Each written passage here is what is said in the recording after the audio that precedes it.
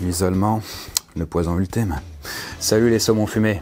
Ah ouais, quoi de mieux qu'une douce odeur de poisson cuit pour donner envie de continuer la vidéo, quoi. Pas moi, je suis végétarienne. Oui, et c'est très bien d'ailleurs, hein, continue. Mais je pense que quand même la vidéo va te plaire, parce qu'on va parler d'un phénomène très étrange, mais pourtant bien réel. Le fait qu'il y ait toujours des gens qui portent des ballerines? Non, pas vraiment, ça on pourra en parler aussi, mais non. En fait, j'avais envie de vous faire voyager dans des lieux insolites. Mais Covid oblige, je vais rester tranquillement, du coup, dans mon studio, chose que je sais très bien faire, quoi. Mais récemment, avec mon équipe, on a découvert plusieurs endroits carrément improbables. Par exemple, au Turkménistan. Alors évidemment, c'est pas le pays le plus connu du monde, hein. Je sais pas si vous avez déjà fait vos vacances là-bas, mais il a un petit quelque chose que les autres n'ont pas. Bah, des Turkmènes, j'imagine. Alors, oui, certes, mais pas que. Ils ont ce qu'on appelle la porte de l'enfer.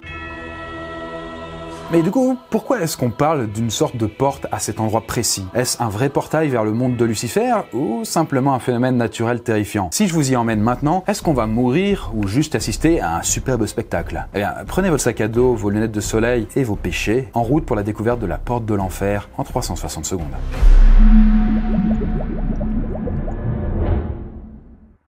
Voilà, vous venez d'atterrir à Ashgabat. La capitale est donc la ville la plus importante du Turkménistan. Et on a un long chemin à faire devant nous. Bah oui, vous imaginez bien qu'un lieu nommé Porte de l'Enfer, ça se trouve pas chez le marchand de la région, quoi. Donc faut aller beaucoup plus loin. Passer par des routes sablonneuses, partir à l'aventure. Et c'est maintenant ou jamais. Alors du coup, les plus téméraires, suivez-moi. Ah, j'aime pas la marche, mais tu m'intrigues trop. Bah écoute, notre destination se trouve à pas moins de 268 km de la ville, soit quand même 54 heures à pied. En plus, on va aller en plein dans le désert de Karakoum. Alors bon, faire tout ça à pattes, c'est signer notre arrêt de mort. Mais souvent, je vous cache pas que les visiteurs font carrément du stop. Oui, parce que c'est quand même une véritable attraction du pays. Les habitants connaissent un petit peu l'itinéraire, quoi. Parce que c'est tout droit depuis l'aéroport. Donc, aucun risque de se tromper de chemin. Donc voilà, là, imaginez, on est parti pour un peu plus de 3 heures de bagnole en direction du village le plus proche de la porte de l'enfer. Pour aller en direction de la porte de l'enfer, il faut donc emprunter la route au nord d'Ashgabat, en direction de la province d'Aal. Cependant, au bout de ce long chemin parcouru, vous n'êtes toujours pas arrivé à destination. Vous venez de poser vos valises à Darvaza, un village dont la plus grande partie a été rasée en 2002 sur les ordres du président Saparmurat Niyazov.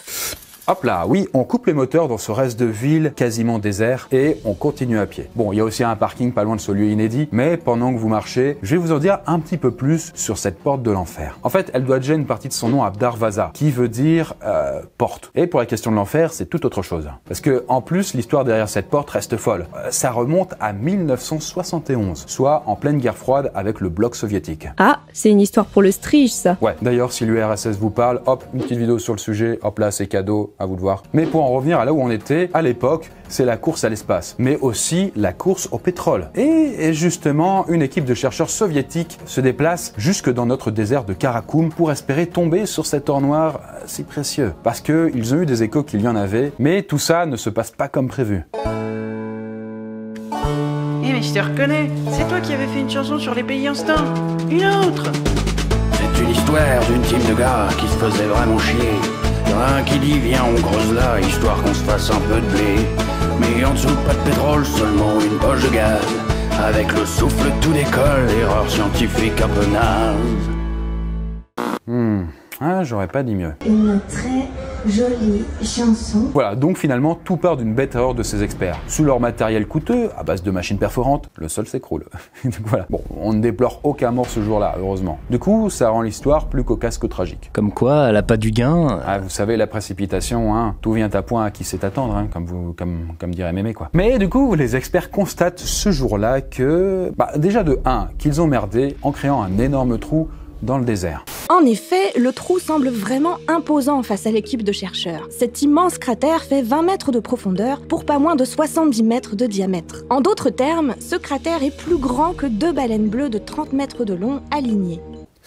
Voilà, donc ça c'est le premier problème. Et de 2, quand même les mecs ont mis à nu un gaz potentiellement dangereux, probablement du méthane qui menace de faire exploser le site. En plus de ça, rappelez-vous qu'il y a quand même un petit village pas loin d'ici et que ce gaz en particulier chasse l'oxygène, ce qui augmente le risque d'asphyxie pour ceux qui sont autour. Alors pour essayer d'arranger la situation, l'un des experts a une idée brillante. Appeler les secours? Reboucher le trou, ni vu ni connu?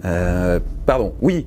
Non, pas du tout, non, arrêtez quoi. Mieux selon lui, tout simplement foutre le feu au trou pour consumer le gaz. Yes, science! Tout à fait, ouais. D'ailleurs, cette manip s'appelle le torchage. C'est rigolo, ouais. Et du coup, j'aimerais vous dire que le feu a fait son travail puisque son rôle est de brûler le gaz jusqu'à ce qu'il y en ait plus. Mais ça marche normalement cette technique? Oui, ça marche. En théorie, en tout cas. Sauf que, du coup, quand les experts reviennent, quelques semaines plus tard, ils se disent, ouah, c'est largement assez, il restera rien. Ils se rendent compte que le trou est toujours submergé par les flammes. Et en gros, que ça continue à cramer dans le cratère. Ah ouais, il est déter le cratère. Mais il s'est éteint quand du coup? Écoutez, dites-vous que, depuis 1971, c'est-à-dire il y a 50 ans, ça brûle toujours. Voilà, donc paye ton odeur de soufre dans les environs. En 2010, d'ailleurs, on a même le président Turkmen qui s'est déplacé pour constater ce phénomène très étrange au sein de son propre pays. Bon, pour des raisons de sécurité, il a souhaité interdire l'accès au public. Mais bon, on n'a pas eu de nouvelles depuis et les gens affluent toujours autant. Mais du coup, vous imaginez bien que cette espèce de portail en direction des enfers, en direction de Lucifer, Parce que je suis un mec extrême. est devenu une véritable attraction pour le pays. Pas moins de 15 000 touristes prennent la peine de venir chaque année pour prendre des photos au pied de ce cratère en feu. Depuis, de nombreuses vidéos et des reportages ont vu le jour pour témoigner de ce phénomène. Mais prudence tout de même. Autour du trou, il fait quand même 50 degrés, sans parler des bourrasques de vent cuisants qui peuvent accompagner cette chaleur étouffante. En tout cas, ce cratère fait encore parler de lui. Bon, on a mis des barrières tout autour pour empêcher les touristes de tomber dedans, mais il y a bien eu le cas d'un mec qui a voulu descendre à l'intérieur. Oui, bon, je pense que les gens doivent arrêter un peu de faire les cakes. Ne soyez pas si dur avec George Kourounis, qui est un explorateur canadien. En fait, il a entrepris une expédition dans le cratère pour réaliser une analyse des fonds de ce trou. Et il a ramené de curieux résultats, parce que le mec, il y est allé et il en est revenu. Par exemple, des bactéries continuent d'y vivre, même avec ces conditions de chaleur extrême. Because if there's bacteria living here, it could give us ideas as to where we might want to look for life on other planets that are also very hot, that have a lot of methane gas in their environment, similar to what's in this pit. Donc, en résumé, cette histoire un peu hasardeuse a apporté du bon pour le Turkménistan. Et grâce à ce cratère, l'économie touristique a pris un sacré coup de peps. De base, phénomène artificiel, c'est devenu finalement avec le temps un phénomène naturel. Mais si demain, on vous disait qu'un véritable portail vers les enfers était apparu sur Terre, que pensez-vous qu'il en sortirait ?